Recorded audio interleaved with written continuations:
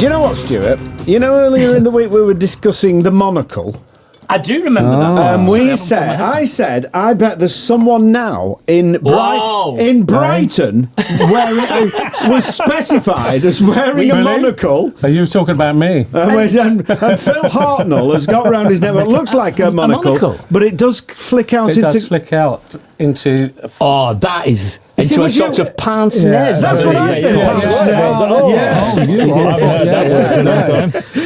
Phil and Paul from Orbital are here. How you doing, guys? Fine, thanks. Day trip out from Brighton, is it? That's right. Yeah. And what a day you've chosen to come on Antiques Roadshow. We were just saying, I wonder, would you? Has anyone ever been on Antiques Roadshow with a vintage synth?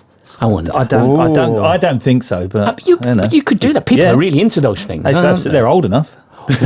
What's your treasured vintage bit of a kit? Putney and a Cricklewood. Fantastic. Which are the old EMS synthesizers that came in a briefcase. Wooden sort of thing. The wooden pre-briefcase version. Do you have a big sort of archive or a lockup full of old analogue gear? But it's called a studio. So do you still use it all? Oh yeah, I love it. Yeah. Can you use it live, or is it not reliable enough? You can.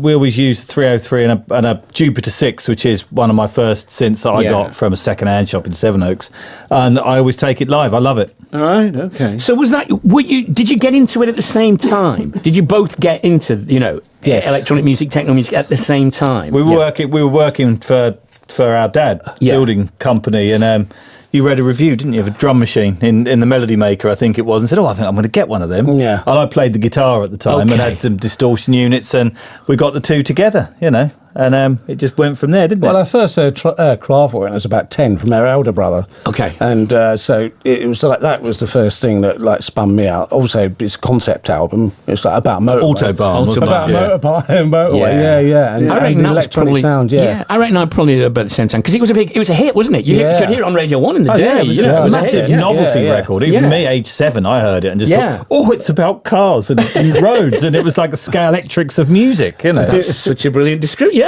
They should take that on board. Welcome to the scale electrics of music, you could say, above their heads when they're in those funny Lycra costumes, So Monsters Exist is the new Orbital record. First one for 6 years, out on the 14th of September. So you had certain monsters in mind without wishing to specify. I imagine we could all pick out a couple of them. Pick out your favourites. There's plenty to choose from in this current political climate. He's a warning. It's more like a warning, really. They are out there. Actually, I think Theresa May showed her true colours. She's not actually a monster. She's actually a modern day android, which is a bit like an old-fashioned puppet, really, with a the robotic. As soon as you heard those African drums, it all came out, didn't it? She was like robot. We talked about robots could be monsters. She's an android. You've not seen Terminator. We talked about this a bit on the show, and we said that I felt a little sorry for her because who wants to be forced with the world's media looking on to start dancing with some kids? Well, you don't see anybody else do it. I mean, that's ridiculous. We would. That's our job. Lots of people in this room. We're supposed to dance to music and enjoy it. We had a bit of a dance the last time we saw you. We were in the crowd for your set at Belfast, which was excellent. We did. It was fantastic. It was fantastic. Yeah. It was a brilliant weekend. It was. But it's interesting that we associate political statements with, by and large anyway, with a fellow with an acoustic guitar. Do you know what I mean? Yeah. It's interesting that you've always kind of had music about stuff apart from just dancing in clubs. I think it's kind of like scoring it. Do you know what I mean? Rather than sort of writing the lyric about it in particular. For me, I kind of like to score the mood and make music that makes you think about what's going on, or it conveys the feeling of what you feel like, rather than actually telling people what to think.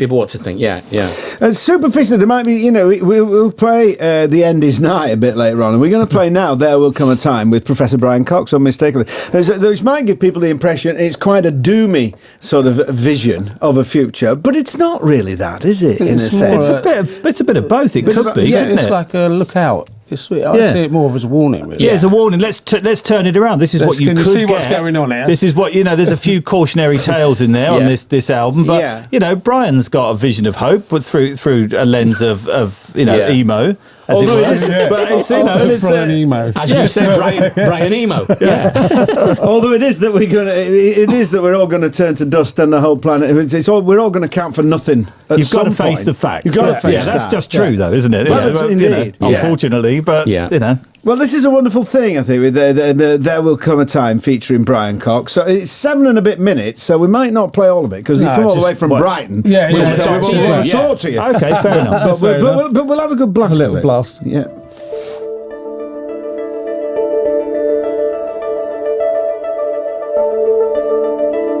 There are few certainties in science, but one fact of which we can all be certain is that one day we will die. Our atoms won't disappear, they will return to the earth. Some will become parts of the living future, but they will carry no imprint, no memories, no knowledge of the pattern once known as you. In 5 billion years, our sun will cease to shine. Our planet will die in the searing heat, engulfed by the dying star. The atoms once known as you will be ejected out into space. In billions of years, they may become part of new solar systems with their own stories to tell.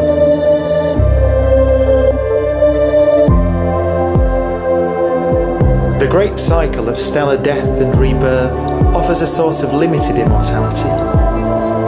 Whether that's comforting is up to you. But ultimately, nothing will survive. It will all be gone.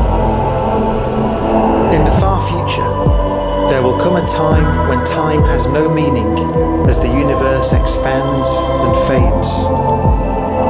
Our descendants, isolated on an island adrift in an ocean of dark, will watch as the galaxy evaporates away. How does that make you feel?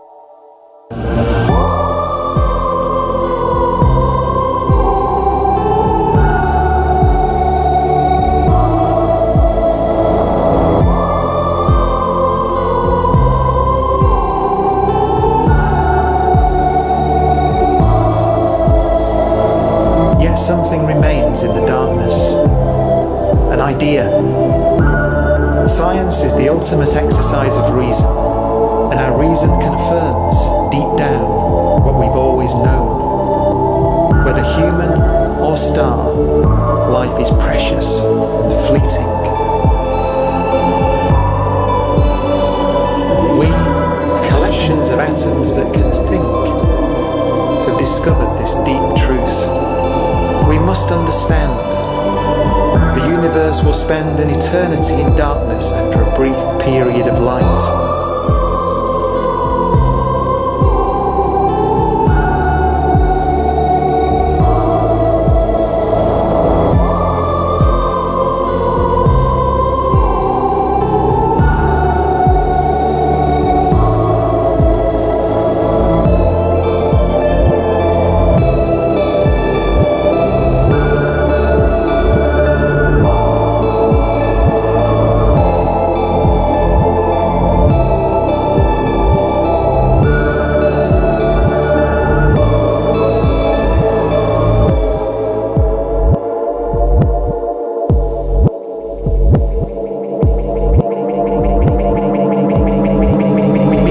Not eternal, and yet meaning exists today because the universe means something to us.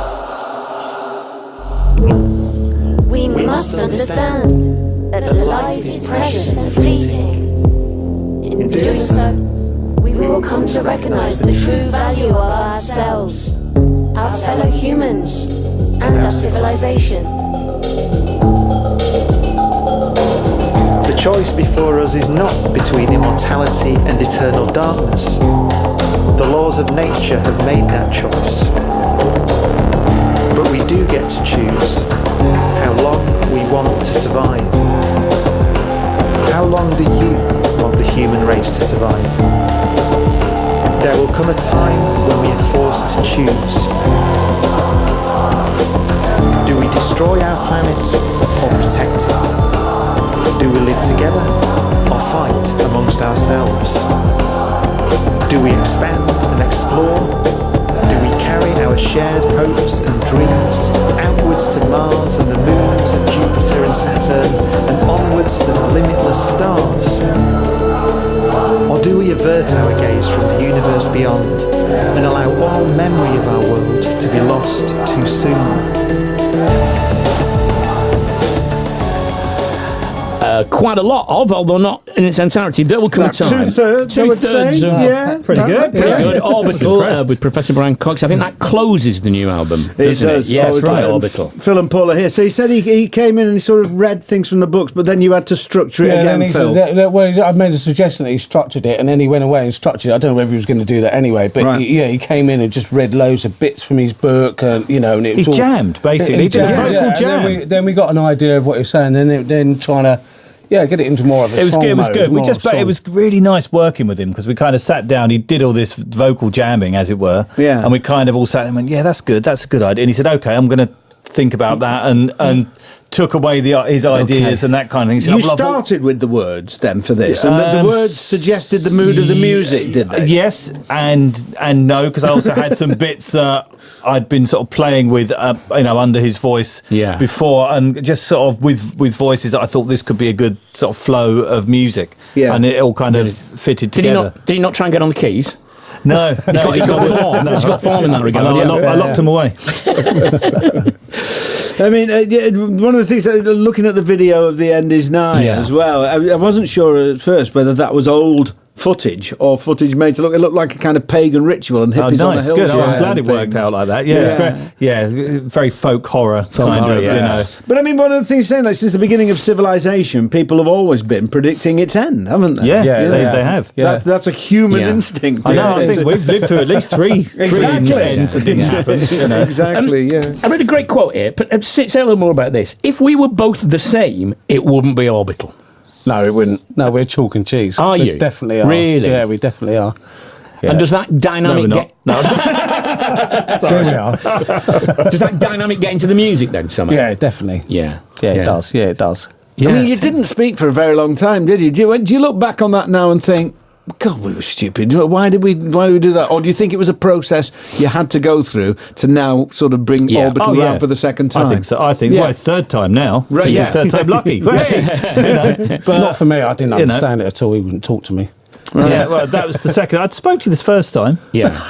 This is after the version. After the second time, I didn't speak to you. I was cross. Yeah. But you know, it's so it's a process, isn't it? Sure. Was that difficult for the wider family when you? Totally. Christmases, birthdays, and all that. Yeah. Didn't that? Yeah. But also for me, it was like, well, all these wonderful things, like Stephen Hawking, things you've done, all the wonderful things we've done with Orbital. It's like, well, what's the point of that? I couldn't enjoy it. Yeah, but it's terrible when you have to when things like that happen. But it's great. So now, when we got back together, I just wanted to communicate with my brother, and everything now is a bonus, and everything is going so well. It's just like it's brilliant. Yeah. I think a lot of those things have dropped. Sorry. Yeah, no, that's have you grown up? I mean, if anything arose now, could you sort it out now? I think so now, definitely. Yeah. Definitely.